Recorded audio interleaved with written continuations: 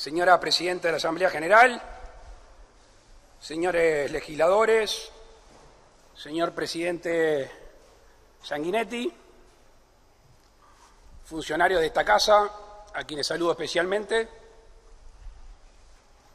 Hoy viene aquí el Gobierno, al amparo del artículo 168, numeral 5 de la Constitución, a informar el Estado de la República a los representantes del pueblo. Nuestro Gobierno tiene una profunda vocación de transparencia y de información a los poderes y a los uruguayos. Hace un año y un día, aquí en este mismo lugar, manifesté las grandes líneas del Gobierno que tenían como base un compromiso electoral claro y explícito. 12 días después, el Uruguay ya no sería el mismo. Preexistían problemas y desafíos y se agregó la pandemia que ya golpeaba al mundo entero. Hoy no venimos a hablar de herencias. No es momento.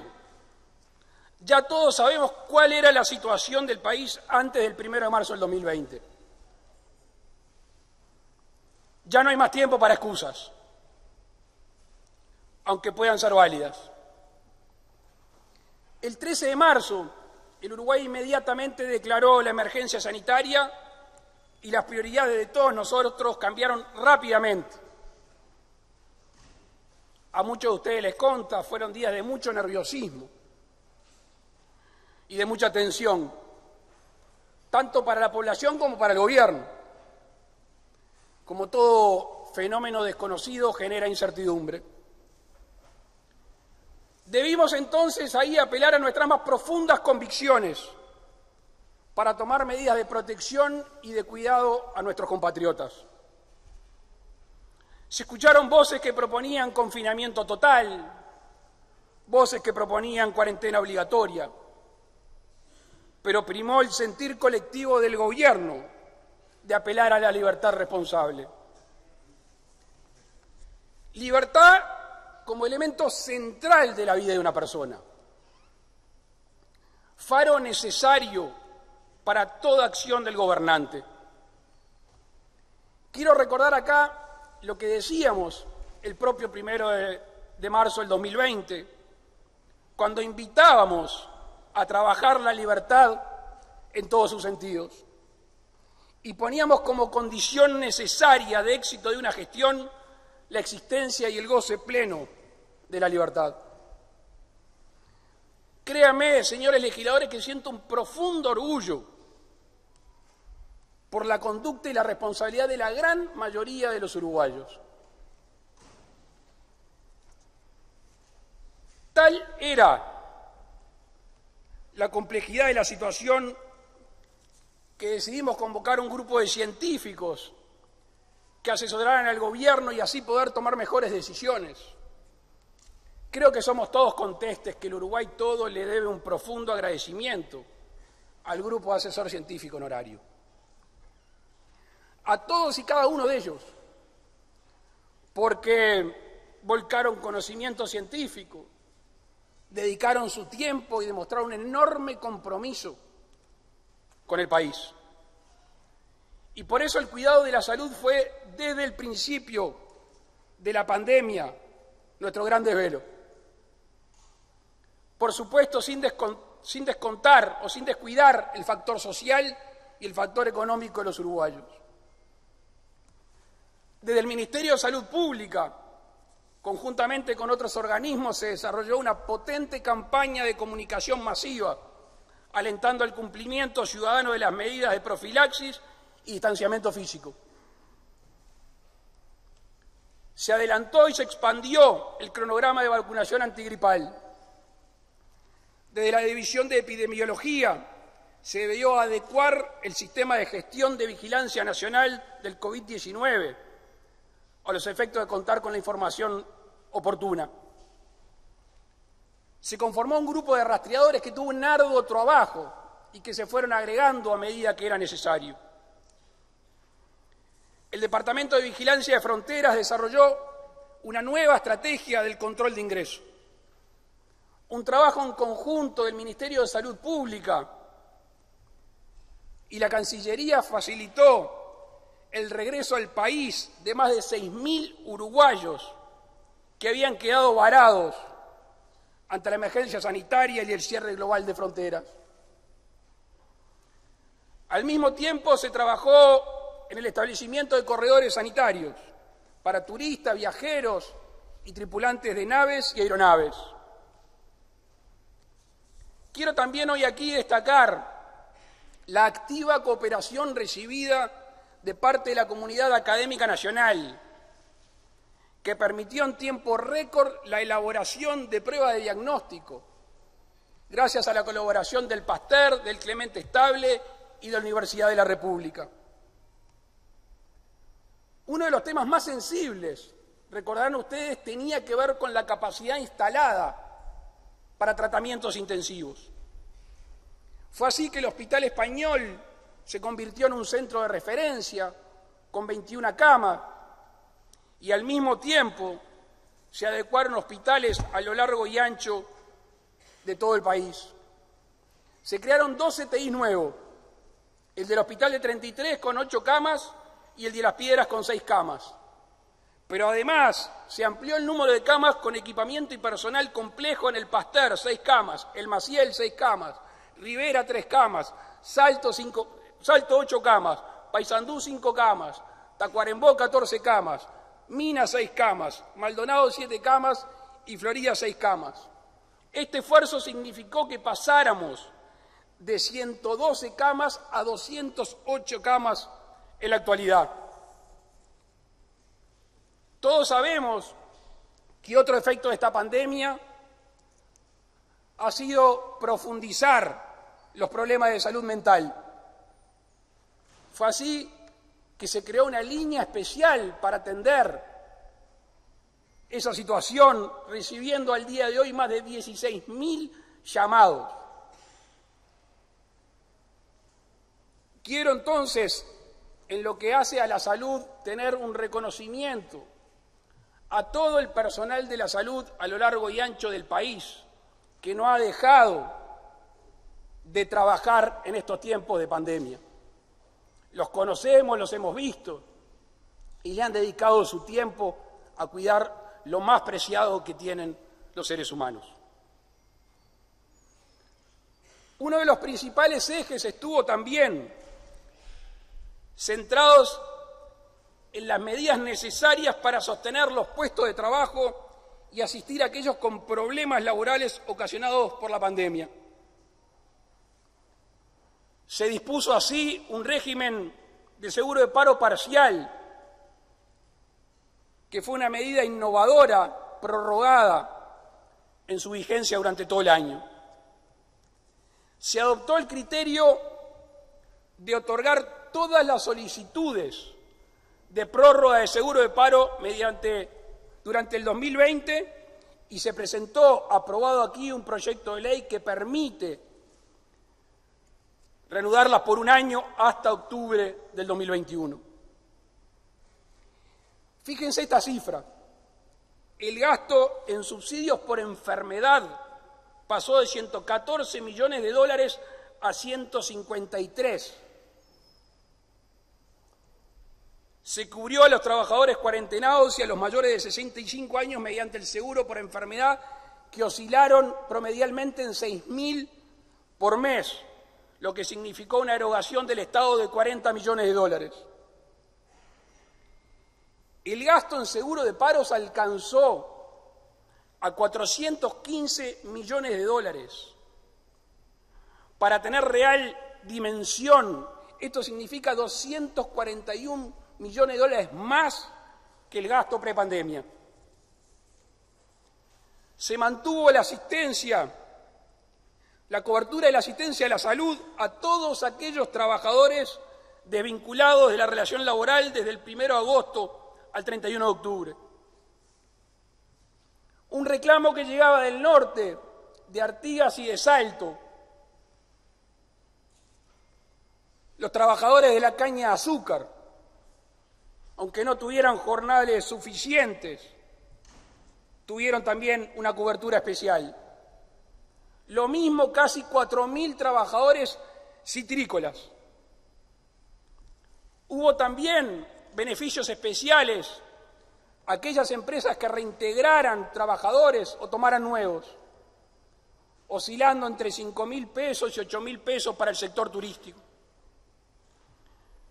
Se dio un subsidio para las empresas monotributistas MIDES de 6.779 pesos mensuales por 4 meses. También se beneficiaron con ese subsidio 3.100 artistas nacionales y casi 300 autores. Hubo exoneración de aportes patronales a empresas de distintos rubros. Se procedió a la tasa IVA cero en la hotelería en los meses de verano y que va a terminar entrado el mes de abril. La UTE otorgó exoneraciones de cargo fijo y potencia contratada a más de 3.000 clientes. Se fijó un aumento diferencial en las pasividades mínimas que alcanzó a 142.424 jubilados. Asimismo, se fijó un aumento del 10% al salario mínimo. Desde la ANDE se dieron crédito a titulares de empresas de menor dimensión. Cerca de 15.000 beneficiarios tuvo este plan, llegando a 12 millones de dólares. En abril se largó el SIGA de emergencia, un sistema de garantías más flexible y económico. Fue para las MIPYMES, después se creó el SIGA Turismo y después el SIGA Plus. Se garantizaron 506 millones de dólares y se otorgaron créditos por 689 millones. Se difirió el pago de IVA mínimo para las empresas del Litoral E. Se tomaron medidas especiales para exportadores y el Banco Central autorizó extender el plazo de vencimiento de los créditos por hasta 180 días. A muchos de ustedes les consta que la mitigación de los impactos sociales también fue un desvelo permanente y fue parte de nuestra acción. Se adoptaron medidas tales como el refuerzo de la tarjeta Uruguay Social, la asignación familiar del Plan de Equidad, la creación de un nuevo instrumento llamado cupón canasta. Las transferencias sociales aumentaron el año pasado 56% en nuestro país. Y los beneficiarios de estas transferencias aumentaron un 40%. Pasaron de ser 602.410 uruguayos en el 2019 a 843.675 titulares y menores alcanzados. En el periodo abril 2020, enero 2021 se canjearon 2 millones de canastas, beneficiando a 340.000 uruguayos. Se dispuso de 315 cupos de respuesta específica, de dispositivos de 24 horas para población en situación de riesgo y 159 cupos más en dispositivos de atención para personas con resultado positivo COVID-19 o que debieran guardar cuarentena. Se triplicó la población atendida por el INDA a través del Sistema Nacional de Comedores. 24.000 uruguayos por día fueron atendidos en este programa. Las Fuerzas Armadas también han tenido un trabajo destacado en la emergencia sanitaria. Se destinaron 287.000 horas hombres para dar distintos apoyos. Recordarán todos ustedes los vuelos de la Fuerza Aérea que fueron a recoger compatriotas en varios países de la región. Elaboraron las Fuerzas Armadas 1.038.000 platos de comida a lo largo y ancho del país. El patrullaje fronterizo y el control de la pandemia son dos misiones que se han solapado y se han desplegado diariamente cerca de 800 efectivos de las tres fuerzas, cumpliendo al día de hoy más de 4 millones de horas de patrulla y de control. El Ministerio de Defensa, en coordinación con el Ministerio del Interior y el MIDES, implementaron respuesta de acogida para personas en situación de calle ante alertas por frío polar. El Ministerio del Interior es de público conocimiento. Realizó 3.878 intervenciones para prevenir aglomeraciones, teniendo además la policía en las primeras etapas de la pandemia la labor en la información y prevención de situaciones que dificultaran el distanciamiento físico. Otro de los grandes desafíos que afrontamos a partir de la suspensión de la presencialidad en la educación tenía que ver con algo muy complejo, que ya venía pasando y se iba a agravar, que es reducir el impacto de la medida de esta suspensión y empezar a trabajar para un pronto retorno a clases. Los efectos negativos en términos de aprendizaje pudieron atenuarse gracias a los esfuerzos acumulados hace tiempo en materia tecnológica.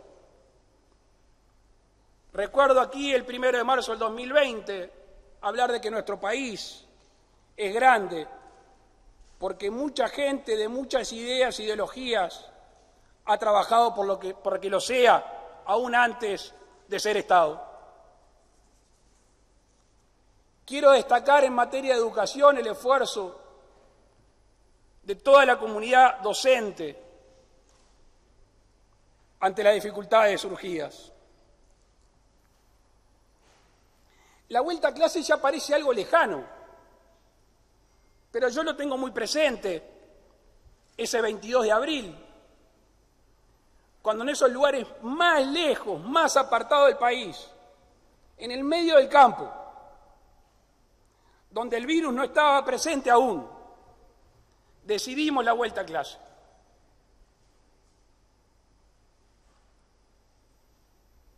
Se continuó luego en 3 etapas que se dieron en el mes de junio. Obviamente que ahí también todos recordamos las incertidumbres, los temores y las críticas. Y el gobierno tenía claro el camino.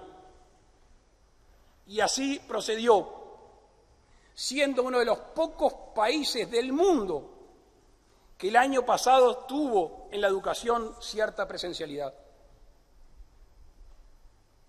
Al mismo tiempo, sabiendo que muchos niños lo que comen en la escuela seguramente no lo puedan comer en sus casas, y ante la suspensión de las clases, se mantuvo durante todo el año escolar el sistema de alimentación gratuita.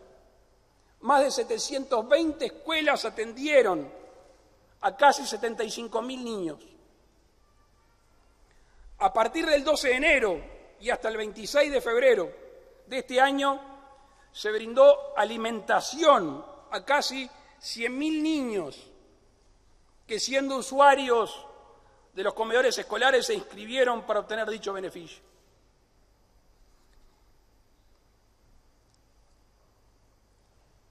Si bien está claro que el foco del gobierno estaba puesto en atender los problemas generados por la emergencia sanitaria, nada evitó que el gobierno continuara trabajando en su agenda y en sus compromisos de campaña. Tuvimos como hoja de ruta el compromiso por el país, firmado por los 5 partidos políticos de la coalición. Fue así, y quiero reconocerlo acá, que gracias al gran trabajo de los legisladores de la coalición, al aporte de los legisladores de la oposición en algunos temas, que se votó la ley de urgente consideración por 6 partidos de los 7 que integran en el Parlamento. Asimismo, consensuamos en el Poder Ejecutivo un presupuesto que, con algunas modificaciones realizadas en esta Casa, aprobamos basados en ideas y planes presentados como plataforma electoral de la ciudadanía.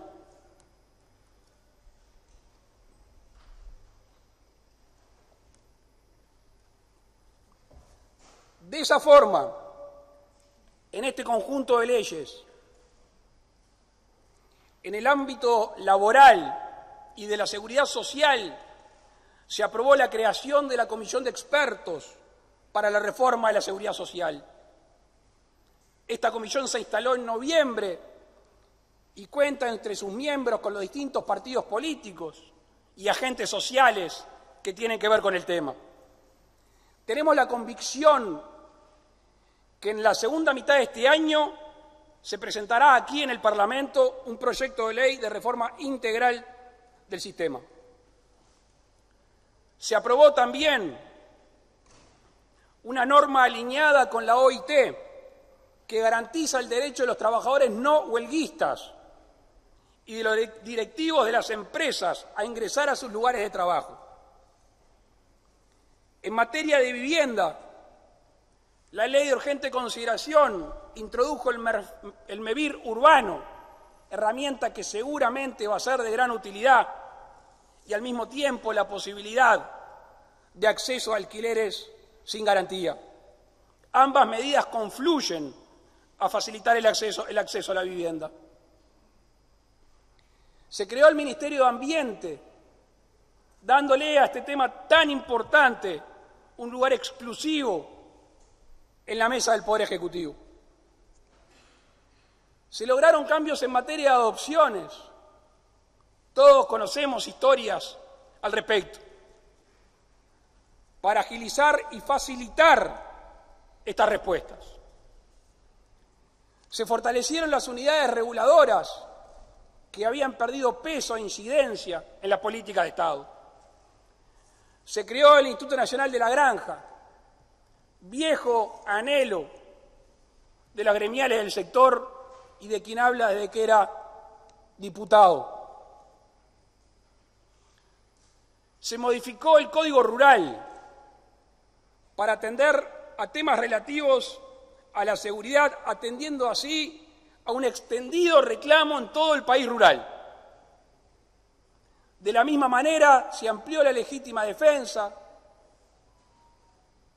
se declararon ilegítimos los piquetes, se aumentaron penas al narcotráfico y se creó el delito de la resistencia al arresto. Se creó y se le dotó de herramientas a la Dirección Nacional de Seguridad Rural. Estas medidas,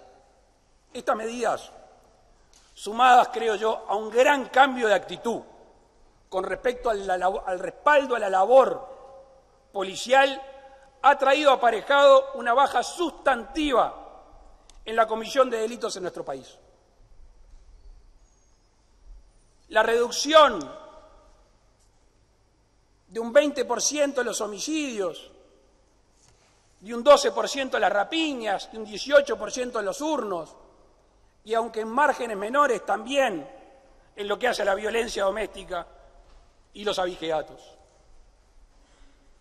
En materia educativa hay un cambio sustancial que, por supuesto, ha generado discusiones de todo tipo en la gobernanza de la educación. Y además iniciamos un proceso de creación de una formación docente universitaria que sé que es preocupación de legisladores de todos los partidos, aunque no se comparta el instrumento elegido. Cumpliendo un compromiso electoral, eliminamos la obligación financiera. Se facilitó la carga tributaria de pequeñas y medianas empresas, flexibilizando el monto mensual a pagar, adecuándolo en función de su facturación. Se benefició a los pequeños y microemprendedores que inicien una nueva actividad económica exonerando los aportes jubilatorios patronales y el IVA mínimo durante los primeros 12 meses de actividad. Asimismo, las empresas del litoral E contarán con el beneficio en el pago de IVA mínimo a partir de enero del 2021, en un año corrido, abonando 25% el primer año y 50% el segundo año. Se creó una regla fiscal que, no nos cabe la menor duda, asegurará el manejo responsable de los recursos de los uruguayos. Se definieron controles para que las sociedades anónimas de los entes estatales y servicios descentralizados rindan debida cuenta de sus operaciones y resultados a los contribuyentes. Se legisló sobre la portabilidad numérica, otro elemento que hace a la libertad en este sentido. Yo de antemano les voy a pedir disculpas, porque quizás sea un poco tedioso, pero quiero leerles algunas cosas, porque quizá algunas sean chicas, pero son bien importantes para miles de uruguayos, a veces de manera individual y otras en conjunto. Durante el año 2020 accedieron 54.703 trabajadores a diferentes cursos y 1.597 empresas algún tipo de apoyo a través del INEFOP. Como resultado del proceso de la convocatoria de los grupos de consejo de salarios, ¿cuánto discutimos en la campaña electoral de la continuidad o no de los consejos de salarios?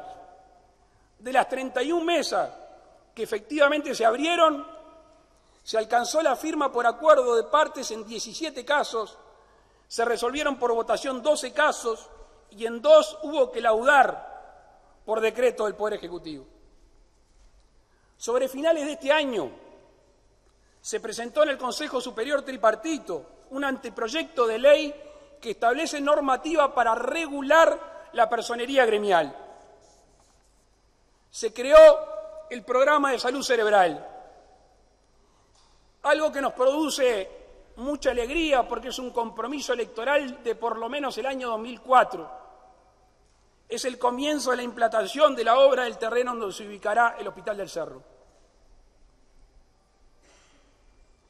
Inauguramos 2 nuevas policlínicas de primer nivel de atención en Cerro Chato y Constancia, en Paysandú. Se reacondicionaron policlínicas de primer nivel de atención en Masocer, Amarillo, Lagunón, Tranquera, Tres Cruces, Santa Isabel, Centro de Salud Federico Díaz, Ayuí, La Paloma, Aguas Dulces, Cerro Chato, Las Palmas, Juan José Castro, Colonia Nicolich, Jardines del Hipódromo, Badano Repeto, Ciudad Vieja, 25 de agosto, Policlínica INVE 19 y Policlínica San José. Se reacondicionaron las siguientes policlínicas de segundo nivel de atención: la oftalmológica de Urano, la unidad de cuidados paliativos de Yung, el hospital de día de Yung, vacunatorio el hospital de Urano,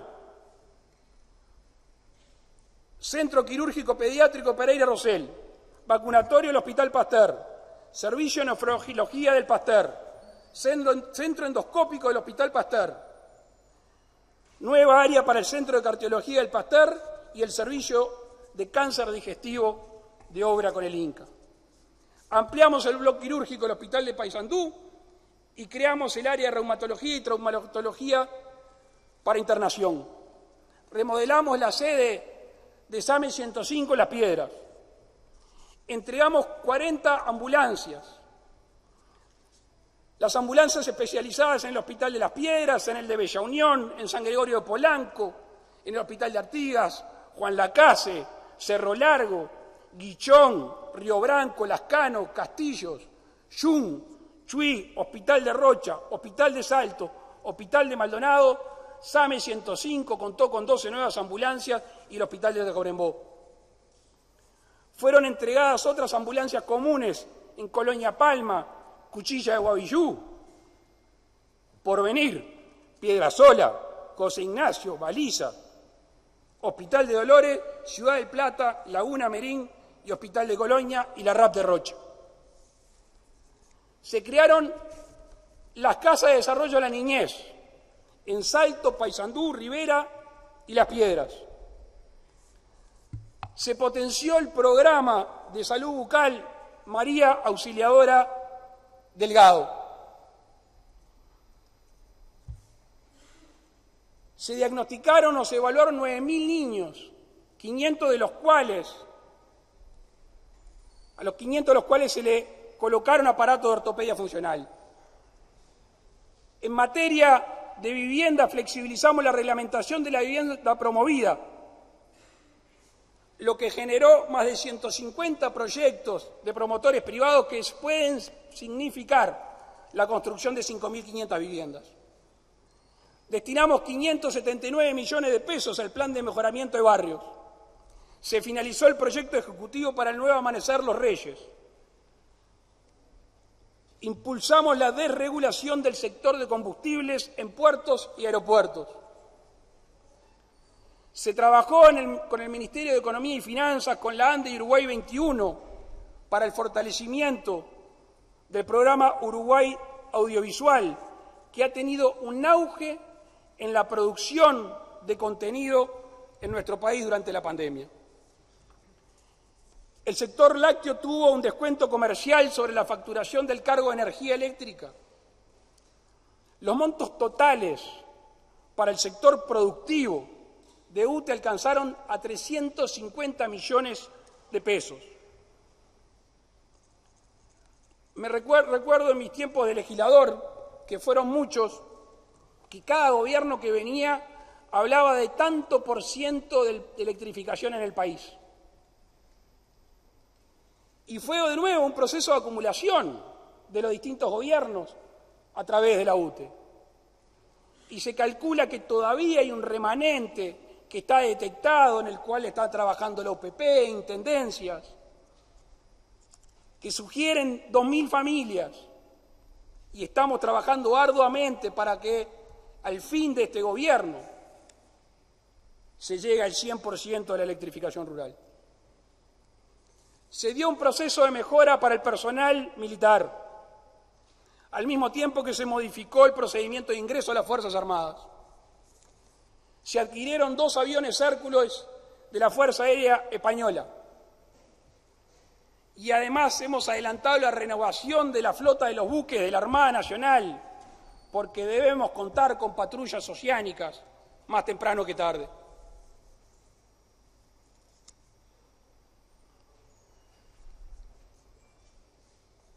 Les voy a hacer el favor y voy a saltear algunos temas, pero créanme que cada cosa de esto para nosotros tiene un sentido especial. La rehabilitación de las exportaciones de manteca de la planta Conaprole con destino al mercado ruso, tan importante, que llevan más de 8.400.000 dólares. Las ventas a Rusia de pescado congelado aumentaron un 22%. En enero del 2021 se logró enviar el primer embarque al Líbano de carne bovina y ovina, que es el resultado de una habilitación sanitaria obtenida en el 2019. A los que conocemos de la vida de campo, sabemos que la bichera es un gran flagelo. Y recuerdo estar en La Paloma, Durazno, donde una barra de gente joven nos reclamó la posibilidad de trabajar.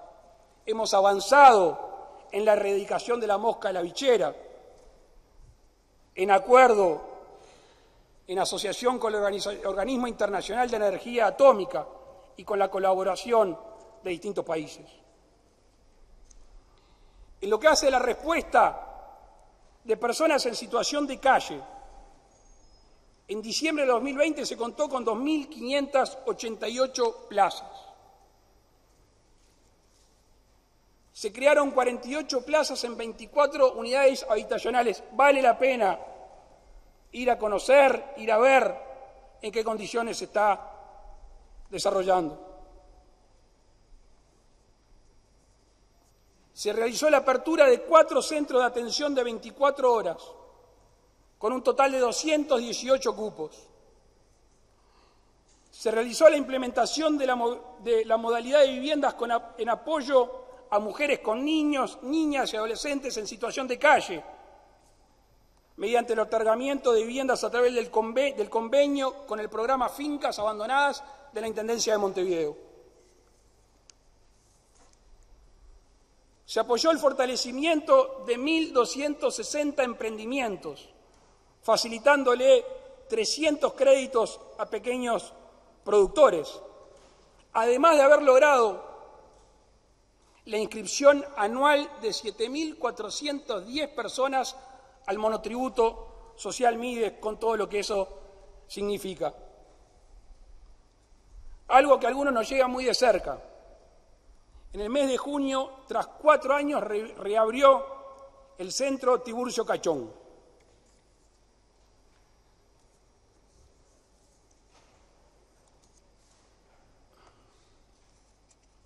Se elaboró un plan de género en políticas agropecuarias.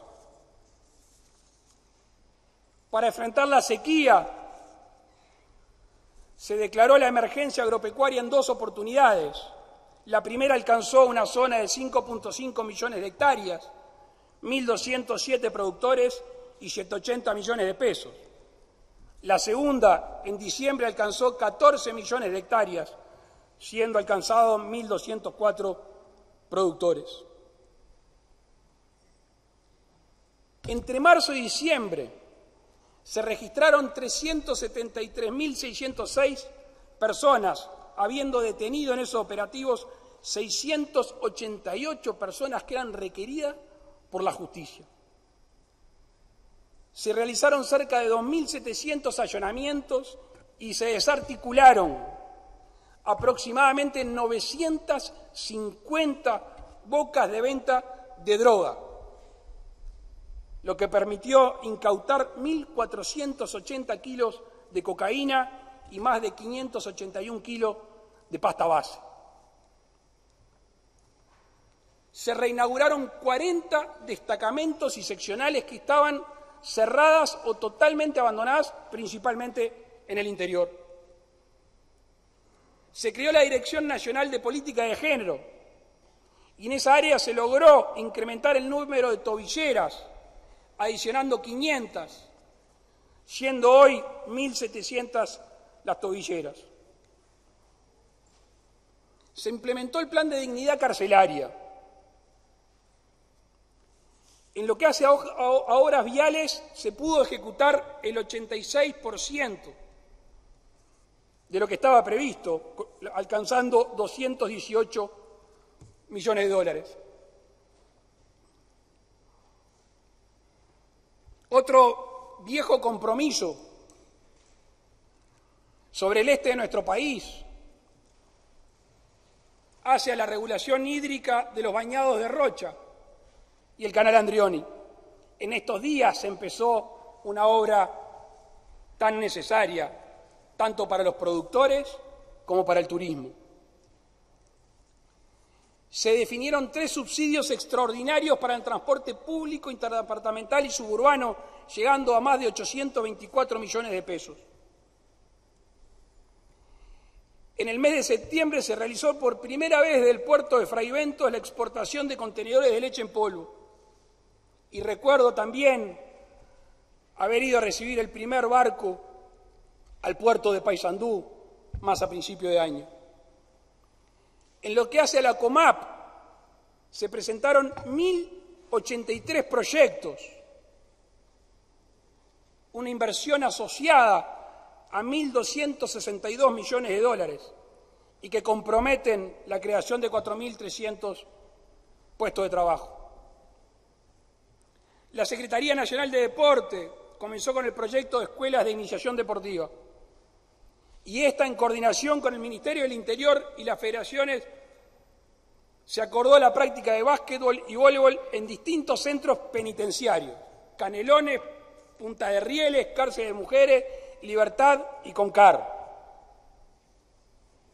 Se creó el registro de personas impedidas de ingresar a espectáculos deportivos. En materia de gobiernos departamentales y a través del programa Fondo de Desarrollo del Interior se generó un disponible para ejecutar por los gobiernos departamentales que alcanzó en 2020 los 1.672 millones de pesos uruguayos. La Comisión Sectorial de Descentralización aprobó durante 2020 73 nuevos proyectos.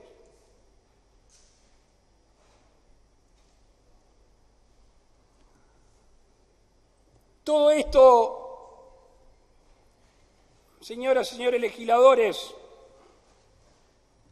basado en algo que comprometimos durante toda la campaña electoral, que era cumplir con las metas económicas, que se podía cumplir con las metas económicas, que era la única manera de generar confianza. El incumplimiento sucesivo y contumaz lo único que hacía es generar falta de confianza. Y podemos decir con tranquilidad que cumplimos.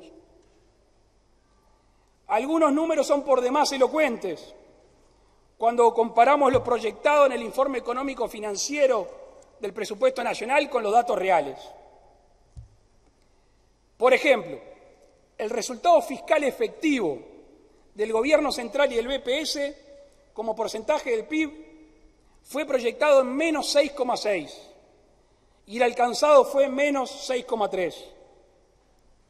Más importante aún es la variación en puntos porcentuales del resultado fiscal estructural, que había sido estimado en 0,2 y el efectivo fue 0,4. El aumento real del gasto en 0,7 y fue 0,4. El tope de endeudamiento era 3.500 millones de dólares y fue 3.120. Y para mantener un rumbo claro y diferenciar lo que fueron los gastos emergentes de la gestión propiamente dicha y planificada, se creó el Fondo Coronavirus. Separamos lo coyuntural de lo estructural. ¿Y saben qué? Todo esto, todas las obras que les contamos, todos los planes que se llevaron adelante, cumpliendo el compromiso respecto a no aumentar impuestos, algo que se afirmaba como de imposible cumplimiento. Señoras y señores, hasta aquí parte de lo hecho por el gobierno de coalición en el 2020. Y aunque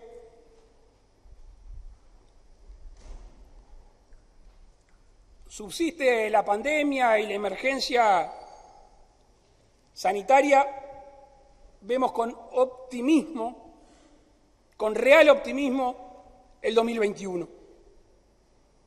Hemos empezado la campaña de vacunación y estamos convencidos que se va a desarrollar de manera rápida y efectiva. Tenemos mucho por hacer. En materia de relaciones exteriores, sobre el Mercosur, hemos tenido en estos tiempos reuniones bilaterales con el presidente argentino, el brasileño y el paraguayo. Y en cada una de estas reuniones, por informales que fueran, allí estaba planteado el interés nacional, entre otras cosas, en lo que hace a la flexibilización. Flexibilización que en estos días fue reafirmada por el gobierno brasileño de manera explícita. Tenemos que comprender que el Mercosur decide por consenso y no por mayorías. Y por eso es muy importante la capacidad negociadora de nuestra Cancillería y el resto de la diplomacia para poder liberarnos del corset que a veces nos pone el Mercosur, y ya sea mediante flexibilización, ya sea mediante avance a distintas velocidades, salir a la búsqueda de acuerdos con el mundo. Tenemos que acordar con distintos países, tenemos que ir a buscar esos nichos de mercado para nuestros excelentes productos y que puedan competir en igualdad.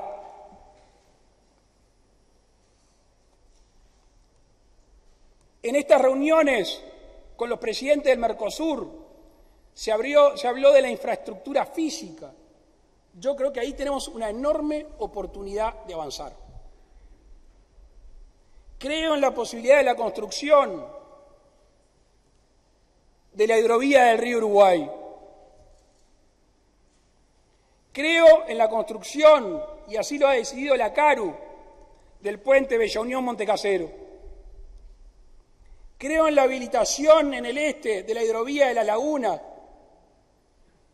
para abaratar los costos de los productos de esa zona de nuestro país. Creo en ser algo que hace muchos años debimos de ponerlo en práctica, que es la salida natural de los productos paraguayos al mundo.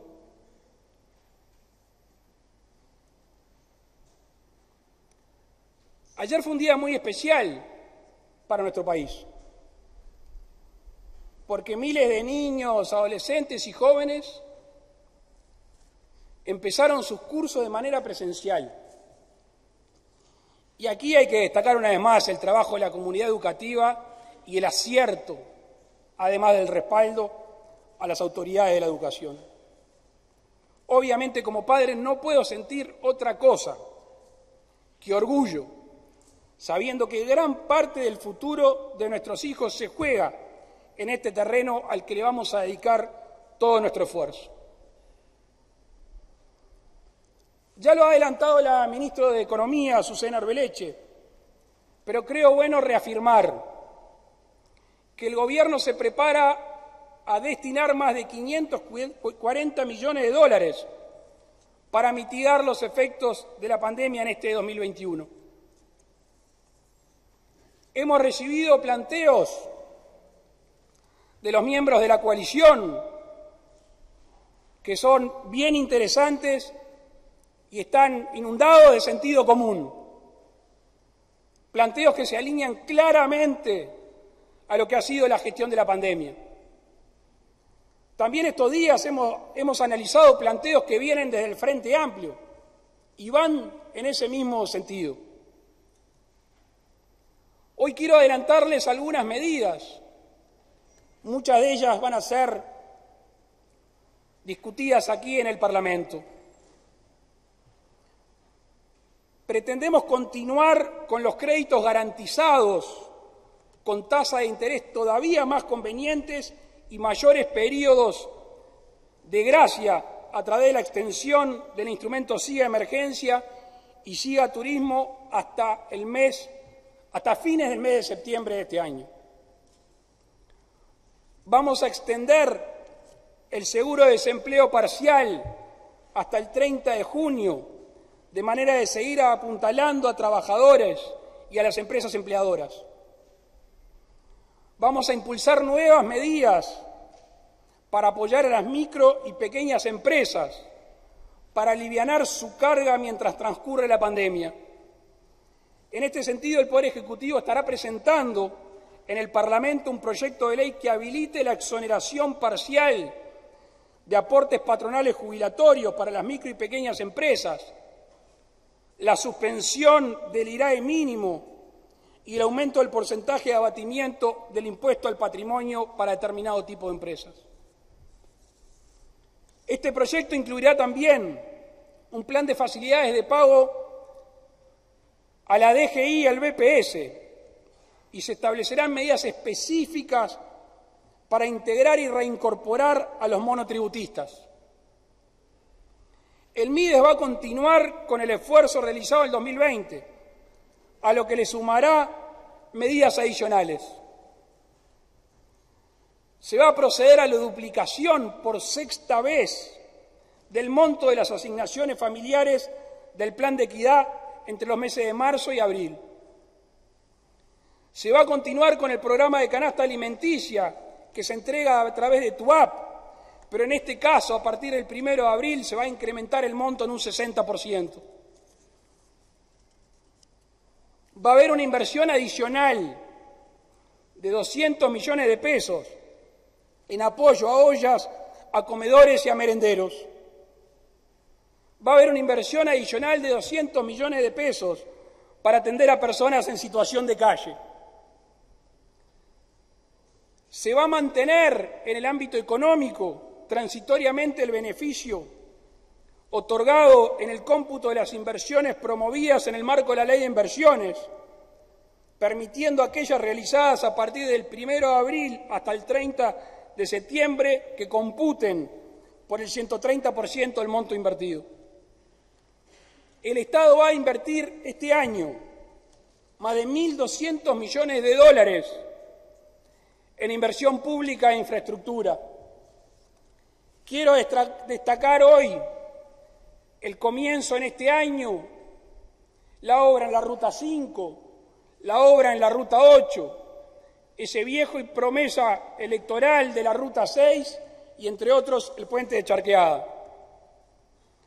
Esto se va a ejecutar tanto a través de los ministerios y los organismos correspondientes como de la CND. Y como se pretende continuar con el Plan Nacional de Obra del Ministerio de Transporte y Obras Públicas, está previsto un programa de emisión de bonos por parte de la Corporación Nacional para el Desarrollo de manera de llevar adelante estas obras.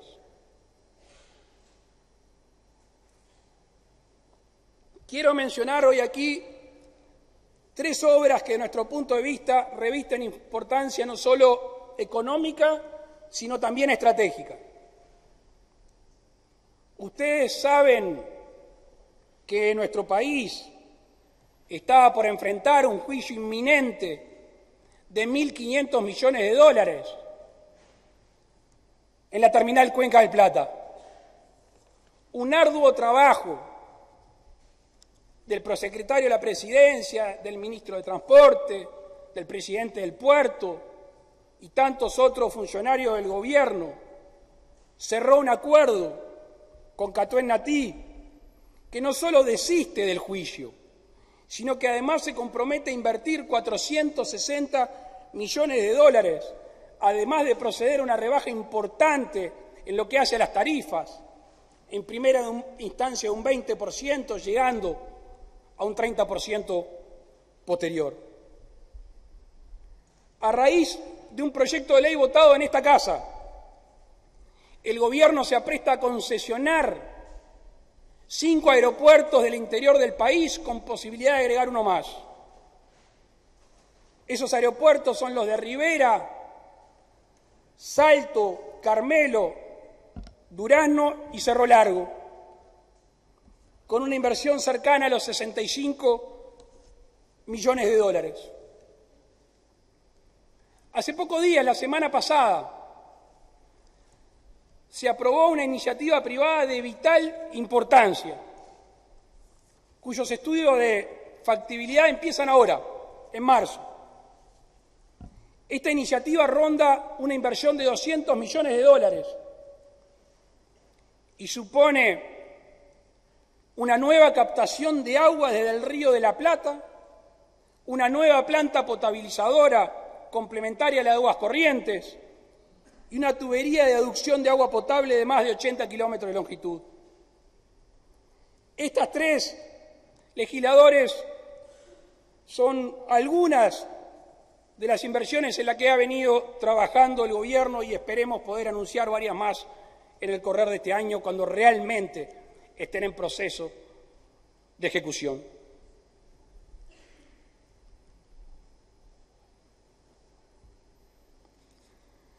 Señores legisladores, todos aquí, con nuestras diferencias, con nuestros matices, con nuestras agendas, todos queremos lo mejor para nuestro país. El Gobierno ha tenido vocación de diálogo con los distintos partidos políticos, con los distintos sindicatos y con las cámaras empresariales. Siempre con una premisa que me ha marcado en mi vida personal y política: firme con las ideas y suave con las personas. Cuidemos entonces todos nosotros a nuestro gran país, por los que están y por los que vendrán. Nos estamos viendo aquí el año que viene. Muchas gracias.